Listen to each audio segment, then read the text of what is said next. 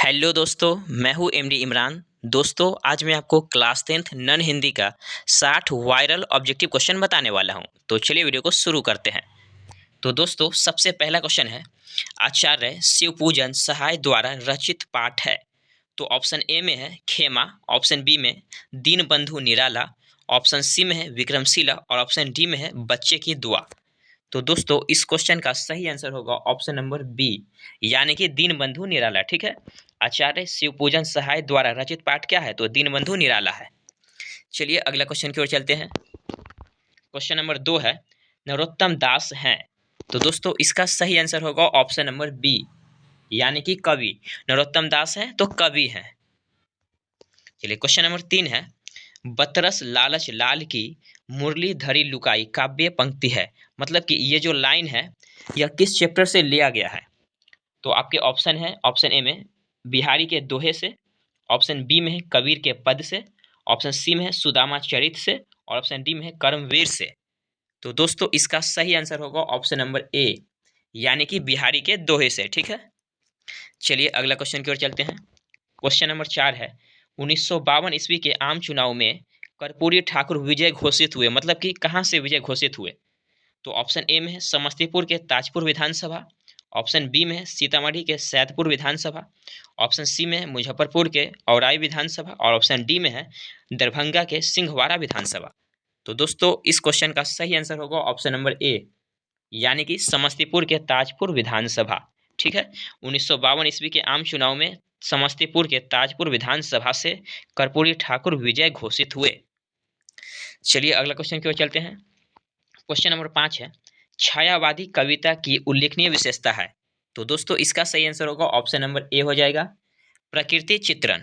ठीक है, चलिए क्वेश्चन नंबर 6 है, मैं स्त्री वध नहीं करूंगा यह पंक्ति किसने कही? तो दोस्तों, इसका सही आंसर होगा ऑप्शन नंबर डी हो जाएगा, अशोक ने। ठीक है, चलिए अगला क्वेश्चन है, क्वेश्चन नंबर 7, कलिंग संबंधित है। तो दोस्तों, इसका सही आंसर होगा ऑप्शन ए, यानी कि पद्मा से। कलिंग संबंधित है किससे? तो पद्मा से। क्वेश्चन नंबर 8 है, गलत वर्तनी है, यानी कि कौन गलत लिखा हुआ है? तो ऑप्शन सी में है आशा, जो कि गलत लिखा हुआ है। ठीक है, चलिए अगला क्वेश्चन है, क्वेश्चन नंबर 9, रांची से हुंडरू की दूरी है। तो रांची से हुंडरू की दूरी कितनी है? तो 27 मील है, ऑप्शन बी में दिया गया है। ठीक है, चलिए नेक्स्ट क्वेश्चन, क्वेश्चन नंबर 10 है, अनुकरणीय में प्रत्यय है। मतलब प्रत्यय मतलब होता है लास्ट वाला।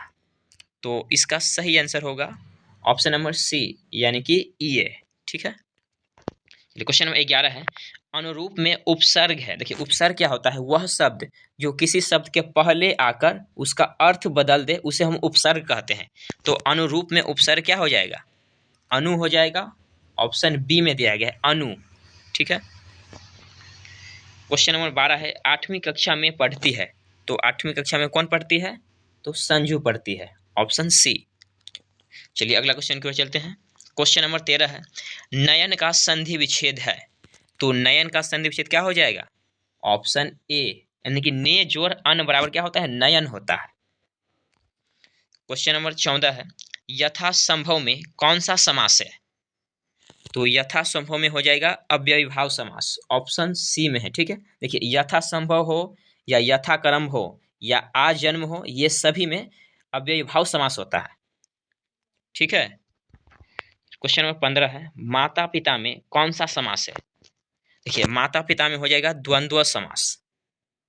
देखिए, माता पिता हो, मारपीट हो, अन्न जल हो, गौरी शंकर हो, ये सभी में द्वंद्व समास होता है। मतलब कि देखिए, वह सब जिसका हम विग्रह करेंगे तो या और या अथवा का चिन्ह आता है, उसमें द्वंद्व समास होता है। ठीक है, चलिए क्वेश्चन नंबर 16 है, मन में ठान लेना मुहावरे का अर्थ है। तो मन में ठान लेना मुहावरे का अर्थ होता है पक्का विचार करना, ऑप्शन बी में दिया गया है, पक्का विचार करना। चलिए अगला क्वेश्चन की ओर चलते हैं। क्वेश्चन नंबर 17 है, ठोस का विलोम है। मतलब ठोस का उल्टा क्या होगा? तो ठोस का हो जाएगा तरल हो जाएगा, ऑप्शन ए में दिया गया। क्वेश्चन नंबर 18 है, नेक का अर्थ। तो नेक का अर्थ क्या होता है? अच्छा होता है, ऑप्शन ए में है। चलिए अगला क्वेश्चन की ओर चलते हैं। क्वेश्चन नंबर 19, रामधारी सिंह दिनकर का जन्म हुआ था। तो रामधारी सिंह दिनकर का जन्म कहाँ हुआ था, ये हमको बताना है। तो रामधारी सिंह दिनकर का जन्म हुआ था बिहार में हुआ था। ठीक है। क्वेश्चन नंबर 20, आयात का विलोम शब्द है। तो आयात का उल्टा क्या होता है, निर्यात होता है ना। तो ऑप्शन ए में है निर्यात। आयात का विलोम क्या होगा, निर्यात होगा।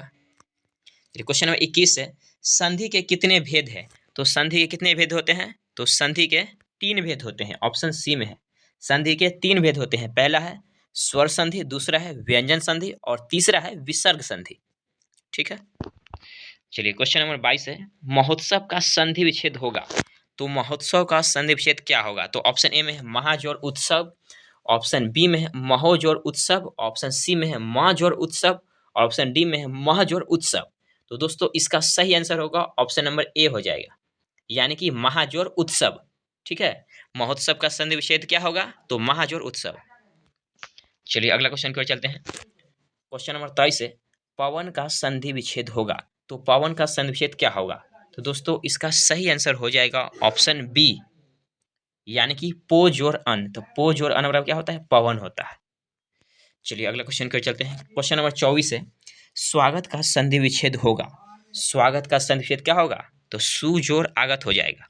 ऑप्शन ए में दिया गया है ना। स्वागत का संधि विच्छेद होगा सु जोड़ आगत। चलिए क्वेश्चन नंबर 25 है, चयन में कौन सी संधि है। तो ऑप्शन ए में है यण संधि, ऑप्शन बी में है गुण संधि, ऑप्शन सी में है अयादी संधि और ऑप्शन डी में है दीर्घ संधि। तो दोस्तों इसका सही आंसर होगा ऑप्शन नंबर सी, यानी कि अयादी संधि। ठीक है। चलिए अगला क्वेश्चन की ओर चलते हैं। क्वेश्चन नंबर 26 है, अच्छाई में कौन सी संज्ञा है। ऑप्शन ए में है व्यक्तिवाचक, ऑप्शन बी में है समूहवाचक, ऑप्शन सी में है जातिवाचक और ऑप्शन डी में है भाववाचक। तो दोस्तों इसका सही आंसर होगा ऑप्शन नंबर डी, यानी कि भाववाचक। ठीक है। देखिए अच्छाई हो गया, बुराई हो गया, ये सब में भाववाचक संज्ञा आता है, यानी कि इससे भाव स्पष्ट हो सकता है कि कौन इंसान अच्छा है या कौन इंसान बुरा है। ठीक है। चलिए अगला क्वेश्चन की ओर चलते हैं। क्वेश्चन नंबर 27 है, नौकर शब्द का स्त्रीलिंग रूप है। तो नौकर शब्द का जो स्त्रीलिंग रूप होता है वो क्या होता है, नौकरानी होता है। ऑप्शन बी में है नौकरानी। ठीक है। आपको ये सभी क्वेश्चन याद रखना है। क्वेश्चन नंबर 28 है, वह आया था किस काल का उदाहरण है। देखिए वह आया था यानी कि पहले आया था ना, तो भूतकाल, भूतकाल का। ठीक है। अगर आपसे पूछा जाता है कि वह आया होगा या फिर वह आने वाला है, तो वो भविष्य काल हो जाएगा। ठीक है। या वह आया है तो वर्तमान काल। ठीक है। क्वेश्चन नंबर 29 है, अधिकार शब्द में उपसर्ग है। उपसर्ग क्या हो जाएगा अधिकार में, तो अधिकार में उपसर्ग हो जाएगा आपका अधि हो जाएगा। ठीक है। अधि, अधिकार शब्द में उपसर्ग क्या है, अधि है। क्वेश्चन नंबर 30 है, सरकार शब्द में उपसर्ग है। तो सरकार शब्द में उपसर्ग क्या हो जाएगा, सर हो जाएगा, सर, सर। ठीक है। चलिए अगला क्वेश्चन है। क्वेश्चन नंबर 31, लिखावट शब्द में प्रत्यय है। तो लिखावट में जो प्रत्यय होता है वो होगा आवट। ठीक है। देखिए लिखावट हो या फिर दिखावट हो, ये दोनों में प्रत्यय क्या होगा, तो आवट हो जाएगा। चलिए अगला क्वेश्चन की ओर चलते हैं। क्वेश्चन नंबर 32 है, बुढ़ापा शब्द में प्रत्यय है। तो बुढ़ापा शब्द में जो प्रत्यय होगा वो होगा पा। बुढ़ापा शब्द में प्रत्यय क्या है, तो पा है। क्वेश्चन नंबर 33 है, आज जन्म में कौन सा समास है। तो आज जन्म में अव्ययीभाव समास हो जाएगा, जो आपकी ऑप्शन बी में दिया हुआ है। ठीक है। आज जन्म में कौन सा समास है, तो अव्ययीभाव समास। चलिए अगला क्वेश्चन कर चलते हैं। क्वेश्चन नंबर 34, गौशाला में कौन सा समास है। देखिए गौशाला, गौ के यानी कि गाय के लिए शाला, तो जिसमें कारक चिन्ह आएगा वो क्या होता है, तत्पुरुष समास। Option A. ठीक है। गौशाला में कौन सा समास है, तत्पुरुष समास हो जाएगा। चलिए अगला क्वेश्चन है। क्वेश्चन नंबर 35, आदान प्रदान में कौन सा समास है। देखिए आदान प्रदान, आदान और प्रदान मतलब द्वंद्व समास हो जाएगा, है ना। Option B. चलिए अगला क्वेश्चन की ओर चलते हैं। क्वेश्चन नंबर 36 है, चतुरानन में कौन सा समास है। देखिए चतुरानन, तो दोस्तों इसका सही आंसर होगा ऑप्शन नंबर ए, यानी कि बहुब्रीहि समास। ठीक है। चतुरानन में कौन सा समास है, बहुब्रीहि समास है। चलिए अगला क्वेश्चन की ओर चलते हैं। क्वेश्चन नंबर 27 है, अंगार बरसना मुहावरे का अर्थ है। तो अंगार बरसना मुहावरे का अर्थ क्या हो जाएगा? अधिक गर्मी पड़ना, यानी कि ऑप्शन डी में जो दिया गया है अधिक गर्मी पड़ना। ठीक है, अंगार बरसना मुहावरे का अर्थ क्या है? अधिक गर्मी पड़ना। चलिए क्वेश्चन नंबर 38 है, घाट घाट का पानी पीना मुहावरे का अर्थ है। तो घाट घाट का पानी पीना मुहावरे का अर्थ होगा बहुत अनुभवी होना। ऑप्शन सी, बहुत अनुभवी होना। चलिए अगला क्वेश्चन है, क्वेश्चन नंबर 39, उचित का विलोम शब्द होगा। तो उचित का उल्टा क्या होता है? अनुचित होता है ना। उचित का उल्टा अनुचित, ऑप्शन ए में है। चलिए क्वेश्चन नंबर 40 है, लिखित का विलोम शब्द होगा। तो लिखित का होगा मौखिक, लिखित का मौखिक हो जाएगा। क्वेश्चन नंबर 41, ईदगाह कहानी आधारित है। तो इसका सही आंसर होगा ऑप्शन नंबर ए, बाल मनोविज्ञान पर। ठीक है। क्वेश्चन नंबर 42 है, रमजान के कितने दिन बाद ईद का त्यौहार आता है? तो इस क्वेश्चन का सही आंसर होगा ऑप्शन नंबर बी, यानी कि 30 दिन। ठीक है, रमजान के 30 दिनों के बाद ईद का त्यौहार आता है। क्वेश्चन नंबर 43, प्रेमचंद द्वारा रचित पाठ है, यानी कि इनमें से कौन प्रेमचंद के द्वारा लिखा गया है? तो इस क्वेश्चन का सही आंसर होगा ऑप्शन नंबर सी हो जाएगा, ईदगाह। ईदगाह जो है ये प्रेमचंद के द्वारा लिखा गया है। क्वेश्चन नंबर 44, विक्रमशिला पाठ की विधा है। तो दोस्तों विक्रमशिला जो ये क्या है? तो निबंध है। ऑप्शन ए में दिया गया। ठीक है, विक्रमशिला पाठ की विधा है तो निबंध है। चलिए अगला क्वेश्चन है, क्वेश्चन नंबर 45, विक्रमशिला की स्थापना कब हुई? तो इसका सही आंसर होगा ऑप्शन नंबर बी, यानी कि 8वीं सदी में। विक्रमशिला की स्थापना कब हुई? 8वीं सदी में। क्वेश्चन नंबर 46 है, विक्रमशिला विश्वविद्यालय किस राज्य में है? ऑप्शन ए में है बिहार में, ऑप्शन बी में पश्चिम बंगाल, ऑप्शन सी में है उत्तर प्रदेश, ऑप्शन डी में है राजस्थान। तो इसका सही आंसर होगा ऑप्शन नंबर ए, यानी कि बिहार। विक्रमशिला विश्वविद्यालय किस राज्य में है? तो बिहार में है। चलिए अगला क्वेश्चन की ओर चलते हैं, क्वेश्चन नंबर 47 है, विक्रमशिला विश्वविद्यालय की स्थापना किसने की? तो इसका सही आंसर होगा ऑप्शन नंबर डी, यानी कि धर्मपाल ने। ठीक है, विक्रमशिला विश्वविद्यालय की स्थापना किसने की? तो धर्मपाल ने की। चलिए अगला क्वेश्चन है, क्वेश्चन नंबर 48, लक्ष्मीबाई कहाँ की रानी थी?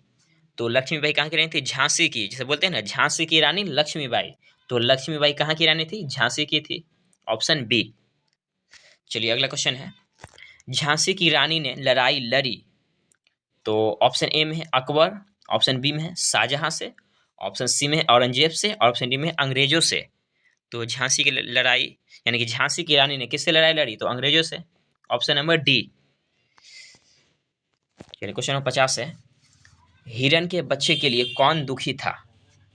तो इसका सही आंसर होगा ऑप्शन नंबर सी, यानी कि कवि। हिरन के बच्चे के लिए कौन दुखी था? कवि।